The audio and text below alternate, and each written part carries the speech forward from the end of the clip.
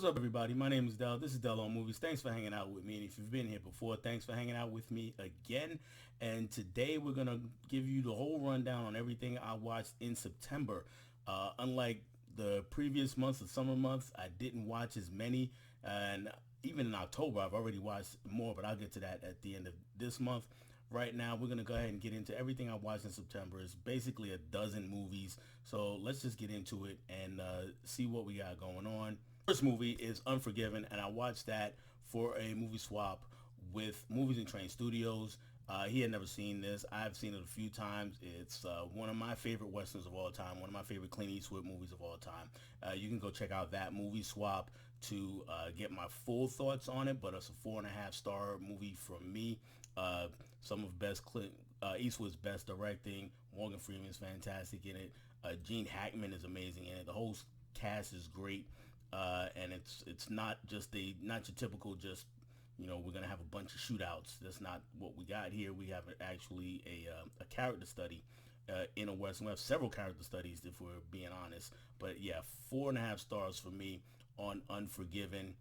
The next movie I have is I went to the theaters at the beginning of September to see The Flash, and The Flash just 2.5 stars for me. It didn't do the trick. The storytelling was kind of scattershot. It was all over the place. The CGI was dodgy, and it didn't quite come together the way I would have hoped it would. It used the great story Flashpoint Paradox as a template, but in the end, it didn't hold together. They added some extra things that really didn't work and took out some other things that did. And Ezra Miller, and aside his antics aside, him as an actor I actually like as a talent. But in this particular movie, in this particular role as Flash, he's doing a little too much. They got him being a little too goofy in the role, and then there's two of them, and they don't quite work together. The story doesn't come together. And yeah, going back to that CGI, that CGI is just terrible in a lot of the scenes, and the way they have him running, instead of running like a normal thing, they got him. It's almost like he's doing some kind of strange swimming motion. So not my favorite movie at all. 2.5 stars because it did have some fun moments, did have some entertaining moments. So it wasn't completely terrible. Next movie on the list was another trip to the theater, and this was The Equalizer 3, the latest in the Denzel Washington saga. And this one was above Equalizer 2, but not as good as the first. The action is cranked up, way up from the other two movies in the franchise as far as violence and gore is concerned. I mean, this one is the goriest of the franchise. The story here, we get Denzel's Equalizer. He finds himself, Robert McCall, he finds himself in Italy in this little small town, trying to get away from it all after a crazy opening, but he's basically injured, and the people in the town take him in and take care of him, and some bad guys really run the town, he finds out, and well, he's kind of got to go to war for them. It's almost like his role in Magnificent Seven, except he's really doing the fighting by himself for the most part, and not with a band of gunslingers. So really fun story though. The pacing I thought it was pretty good. Lots of fun action scenes, like I said, and I would go 3.5 stars, right in the middle as far as the franchise goes. As better than the second, not as good as the first. Next movie is Eddie and the Cruisers, and I watched this one for a movie swap with Rich of Turner Fan 77. I had a good time with it. I mean, the movie does have its problems though, but it was a fun watch. Story-wise, it's got some issues. Again, go check out that movie swap with Rich to see my full thoughts on it. 3 stars for me on Eddie and the Cruisers. The next movie was another movie swap movie. See, it does most of my watches in September with movie swap watches. This one was Dead Silence, a horror movie that I watched for another movie swap. This one was with, and I'm drawing a blank all of a sudden, but I did check out Dead Silence. We got this killer puppet here, 3 stars on that one.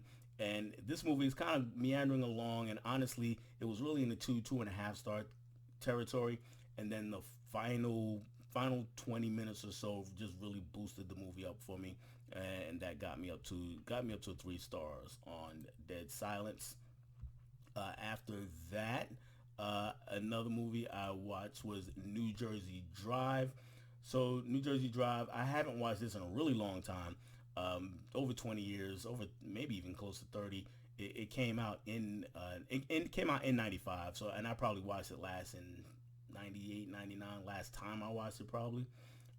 Really had a good time with it again. The story does have some issues. The acting, not the best.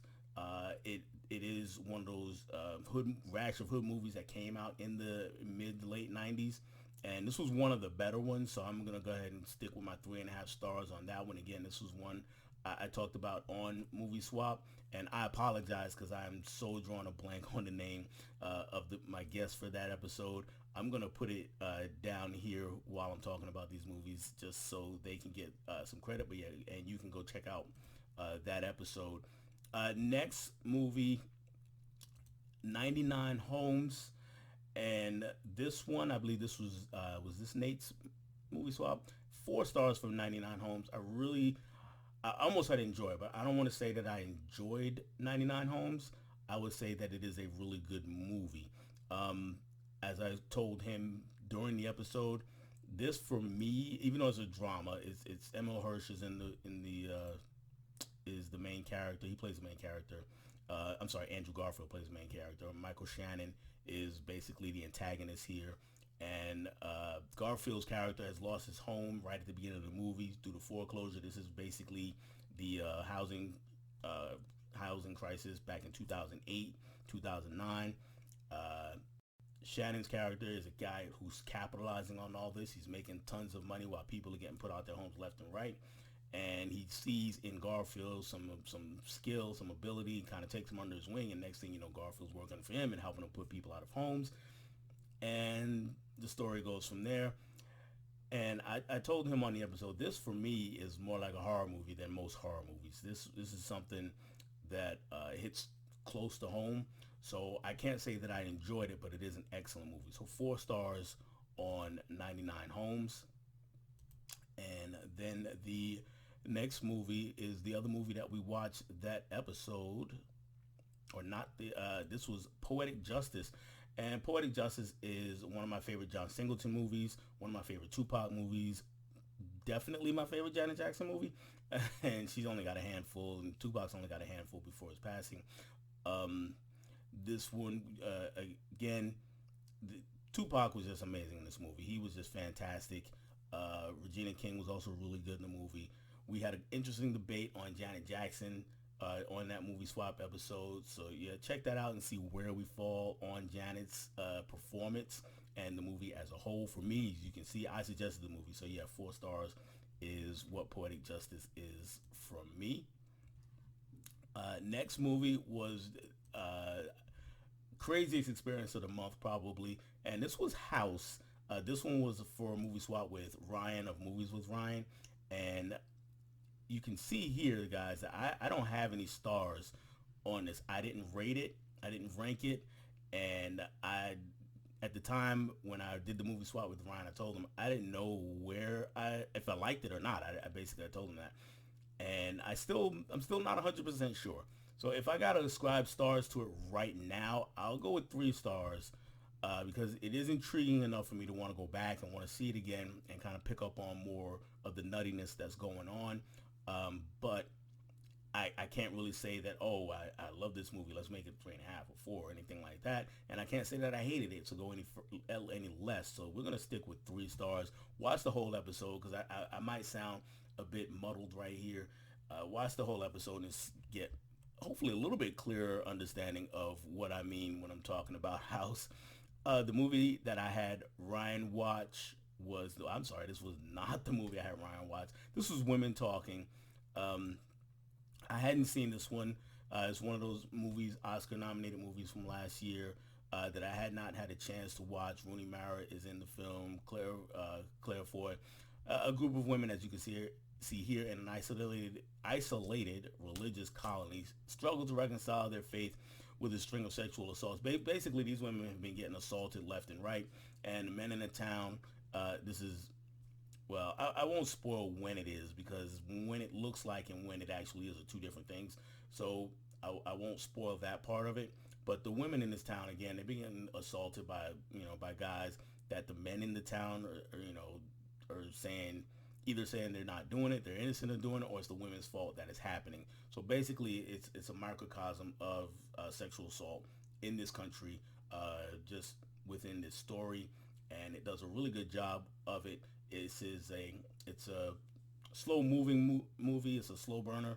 It's not one that's going to get you all really excited. You kind of have to tune in and listen to the dialogues. Even the acting a lot of times is understated. There are some moments where, of course, things get escalated, but in the fashion of the story, these women are not, ranting and raving a ton. There is some of that going on because what they are deciding is whether or not they should all band together and just leave the town as a group.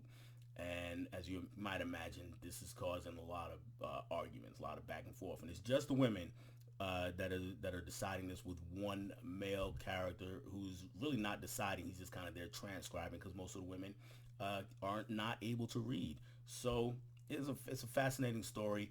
I would say 3.5 stars for women talking for me, and I might be tempted to bump it up to 4 the more I think about it, or if I go back and rewatch it. I don't think it's going to go get worse. I think another watch I might pick up on more. So I'll stick with that 3.5 for right now.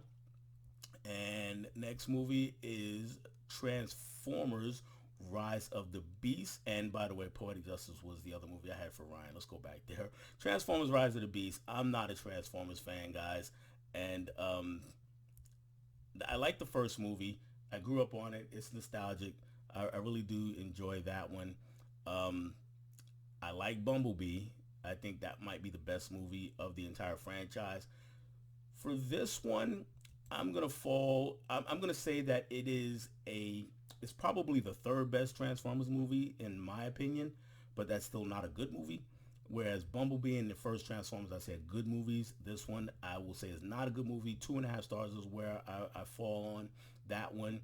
We got a new threat, as you can see right here, guys, if you're looking at it.